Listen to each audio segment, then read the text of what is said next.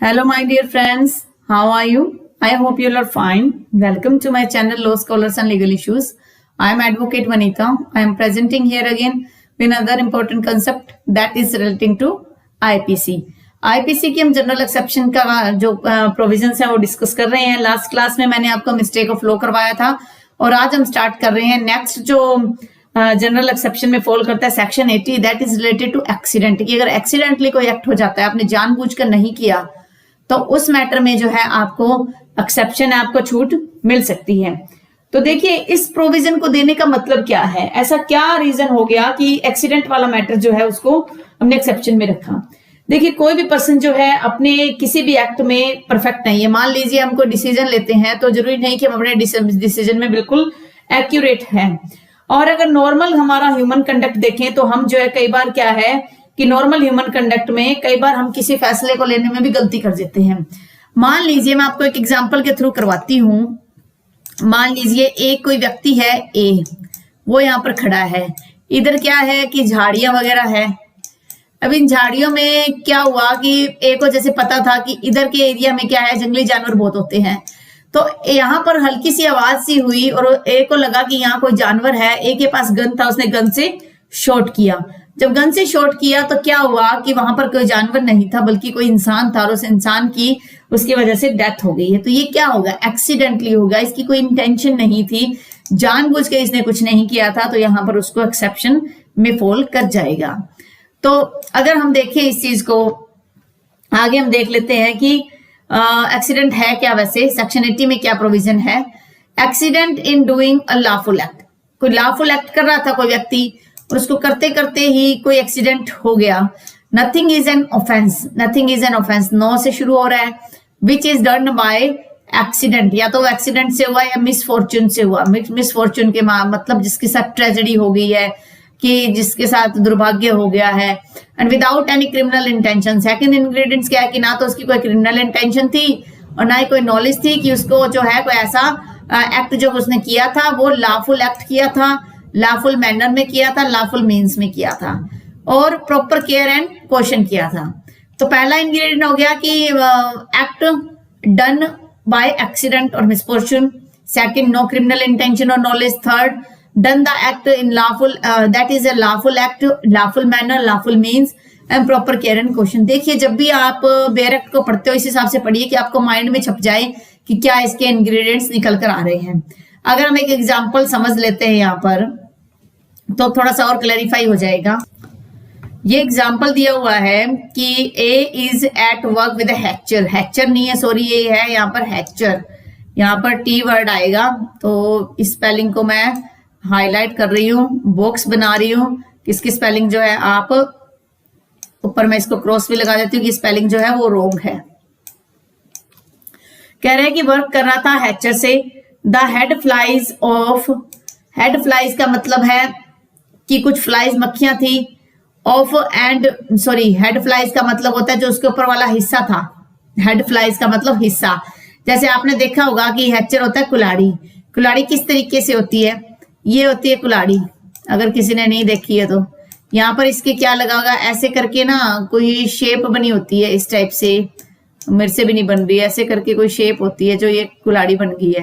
तो इस कुल्हाड़ी का ये ऊपर वाला जो ये हिस्सा है ये उछल गया. उछल के kills a man who is standing. एक आदमी को मार दिया जो उसके पास खड़ा हुआ था. ठीक है. Here if there was no want of proper question. अगर वहां पर किसी प्रकार की क्वेश्चन सावधानी नहीं बरती गई है एक ही तरफ से, his act is excusable and no an offence. कहते हैं नो वांट. वांट का मतलब है जरूरत नहीं थी अगर वहां सावधानी की, यानी कि उसने सावधानी बरत ली थी, सावधानी का कोई इश्यू नहीं था, तो उसको एक्सक्यूजेबल किया जाएगा. मान लीजिए ए जो है यहाँ पर लकड़ी काट रहा है. दोबारा से इस एग्जाम्पल को हम ले लेते हैं.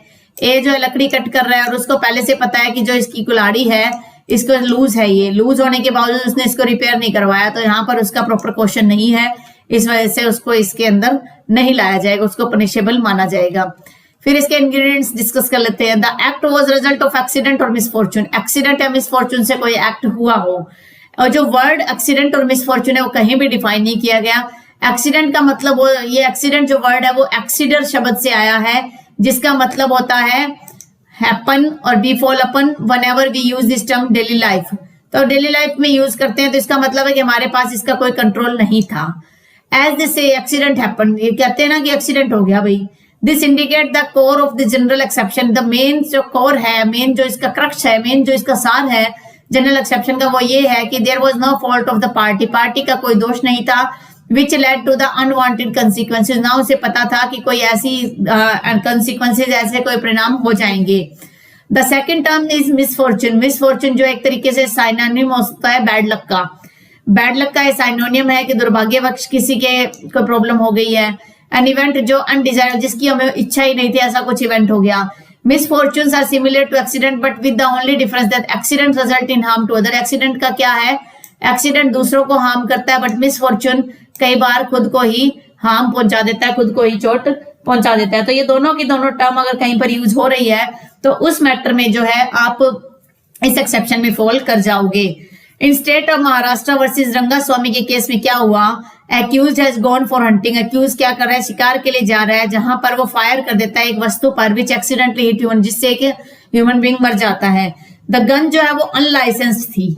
अब इसमें दिया हुआ है ना कि लॉफुल एक्ट होना चाहिए, जब उसकी गन ही अनलाइसेंस्ड थी तो वो लॉफुल एक्ट कैसे हुआ, वो लॉफुल एक्ट नहीं है। He was prosecuted for causing death by rash and negligent act। Rash और नेग्लिजेंट एक्ट उसने किया था, इस वजह से उसको पनिशमेंट मिली। उसको मर्डर की पनिशमेंट नहीं मिलेगी, रैश और नेग्लिजेंट एक्ट की लापरवाही उसने बरती, उस वजह से क्या हुआ कि उसे पनिशमेंट दी गई। State of Odisha versus Khoragasi एक लैंडमार्क केस है। इस केस में क्या हुआ, the accused kill the victim by shooting an arrow. Accused क्या करता है, विक्टिम को मार देता है एक एरो से, with a bonafide believe that he was shooting. उसे ये बिलीव था कि उसने एक बियर को मारा है, यानी कि एक भालू को मार दिया। द टेंटर जो खेतों में आ रहा है। The death was said to be, इस डेथ को भी क्या कहा गया, एक्सीडेंट माना गया। If the accident occurs while doing an unlawful act के लिए, अगर मान लो कोई एक्सीडेंट हो जाता है तो वो इसके प्रोविजन में फॉल नहीं करेगा। तो आप ये मानिए अनलॉफुल एक्ट को आप इसमें लेकर नहीं आओगे। फिर है जोगेश्वर वर्सेस एम्परर के केस में 1920 का केस है। Accused was giving the first fist, मतलब मुट्ठी से उसने ब्लो किया, विक्टिम को मारा, but accidentally hit his wife, उसकी वाइफ को लग गया, who was holding her 2 month old, जिसकी गोदी में 2 महीने का बच्चा था। Blow hit the head of the child, तो वाइफ की तरफ हिट किया और वो बच्चे के हेड पर लग गया, जिससे उसकी डेथ हो गई। इट वॉज हेल्ड दैट, ये बात कहा गया कि इवन दो, हालांकि चाइल्ड एक्सीडेंट से हुआ है, बट द एक्ट जो वो था वो लॉफुल नहीं था, लॉफुल मीन से नहीं था, लॉफुल मैनर में नहीं था, इसलिए जो उसको छूट नहीं मिली। तो कहने का मतलब है कि वो मुक्का क्यों मार रहा था। अगर कुछ लॉफुल एक्ट कर रहा है, फिर कोई गलती हो जाती है, दैट डजंट मैटर कि हमें उसमें फॉल करना है नहीं करना, लेकिन आपने लॉफुल एक्ट ही नहीं किया तो आप कैसे कहोगे कि भी आपको छूट मिल जाए। सेकेंड इंग्रेडिएंट कहता है कि the act done in good faith with due care and caution. आपको एक सावधानी रखनी पड़ेगी, अच्छे भले के लिए गुड फेथ में आपने काम किया है। One of the primordial requirement, सबसे इंपॉर्टेंट रिक्वायरमेंट सेक्शन 80 की ये है कि the act must have been done with proper care and caution. Proper care और कॉशन से होना चाहिए। And the amount of care and circumspection, care और जो उससे होने वाला परिणाम है वो अक्यूज को पता होना चाहिए किस प्रकार से हो सकता है। एक जनरल प्रूडेंट मैन, एक नॉर्मल व्यक्ति क्या सोचता है उस मैटर में, वो प्रॉपर केयर और कॉशन होनी चाहिए। In Sitaram versus state of Rajasthan के केस में अक्यूज वो digging the earth with spade. एक फावड़े, स्पेड होता है फावड़ा, एक फावड़े से डिग कर रहा था, खोद रहा था। Accused that deceased came to collect the mud. वहां पर जो मरा है, यानी कि जो डिसीज है, जो विक्टिम है, वो जो है मिट्टी कलेक्ट करने आया। The spade hit the deceased, जो स्पेड है, जो फावड़ा है, डिसीज को लग गया उसके हेड पर। ही स्कम्ड टू द इंजरी, बहुत गहरी से इंजरी लगी। स्कम्ड मतलब बहुत गहरा कह सकते हो आप। द अक्यूज्ड ने प्लीड किया कि इट वाज एन एक्सीडेंट, ये एक एक्सीडेंट था। तो the Rajasthan high court held that the accused was aware, accused ये जानता था कि दूसरे वर्कर आए हुए हैं उस मिट्टी, मड मतलब मिट्टी को कलेक्ट करने के लिए। The accused did not take, accused को जो प्रॉपर केयर और कॉशन लेनी चाहिए थी वो उसने नहीं ली, इसलिए उसे 304A के तहत जो है कन्विक्टेड किया गया, उसको पनिशमेंट मिली। नो क्रिमिनल इंटेंशन और नॉलेज। अब नेक्स्ट इंग्रेडिएंट है कि आपकी कोई क्रिमिनल इंटेंशन भी नहीं होनी चाहिए और आपको कोई क्रिमिनल नॉलेज भी नहीं होनी, कोई नॉलेज भी नहीं है उस बारे में। For the application of this section it is essential to establish that the act was done without any criminal intention और नॉलेज के आपने वो एक्ट किया। इन अदर वर्ड्स, दूसरे शब्दों में हम समझें, it must be without mens rea, उसमें मेंसरिया नहीं थी, गिल्टी माइंड नहीं था। Injuries cause due to accident in games and sports are covered by, जो इंजरीज मान लो कई बार गेम्स में स्पोर्ट्स में लग जाती है वो इसी के अंदर फॉल करती है। इन टुंडा वर्सेस रेक्स के केस में वे दो फ्रेंड्स जो है वो रेसलिंग करने की इच्छुक थे, उन्होंने रेसलिंग में भाग लिया। वन ऑफ देम सस्टेन्ड, एक को बहुत गहरी इंजरी लगी और उसकी डेथ हो गई। अदर पर्सन को 304 ए में यानी कि नेग्लिजेंट एक्ट के लिए चार्ज किया गया। The high court held that, high court ने कहा कि when both agreed to wrestle, जब दोनों की सहमति थी रेसलिंग करने के लिए, there was an implied consent, तो दूसरी पार्टी की कंसेंट थी, is to suffer accident, injuries हो सकती हैं। In the absence of any proof of foul play, किसी प्रकार का जानबूझकर फॉल प्ले मतलब जानबूझकर ऐसा कोई एक्ट नहीं किया गया है। It was held that the act was accidental, act जो है एक्सीडेंटल और अनइंटेंशनल, बिना किसी इंटेंशन के किया गया है। और जो केस है वो सेक्शन 80 और 87 दोनों में फॉल करेगा। सेक्शन 80 जो है ये एक्सीडेंट और 87 में कंसेंट के रिगार्डिंग है। फिर फोर्थ पॉइंट कहता है, फोर इंग्रेडिएंट ये कहता है कि lawful act in lawful manner by lawful mean, कि जो भी एक्ट आप कर रहे हो वो लॉफुल होना चाहिए, लॉफुल तरीके से होना चाहिए, लॉफुल पर्पस के लिए, मीन्स मतलब पर्पस के लिए होना चाहिए। If a blow is aimed at individual unlawfully, अगर मान लो कोई व्यक्ति वैसे नॉर्मली खड़ा है, दूसरा व्यक्ति आके उसको गुस्से मारने लग जाता है और ये उसके बाद क्या उस व्यक्ति की मौत हो जाती है, तो अक्यूज्ड कैन नॉट, अक्यूज्ड को प्रोटेक्ट नहीं किया जा सकता, क्योंकि सबसे पहले तो जो ब्लो मारना, जो गुस्सा मारना, वो क्या है, लॉफुल एक्ट नहीं है। लॉफुल तरीके से भी उसने करने का सवाल ही नहीं उठता। जब तक लॉफुल एक्ट ही नहीं होगा तो फिर आगे मैनर और मीन्स तो बाद में देखा जाएगा।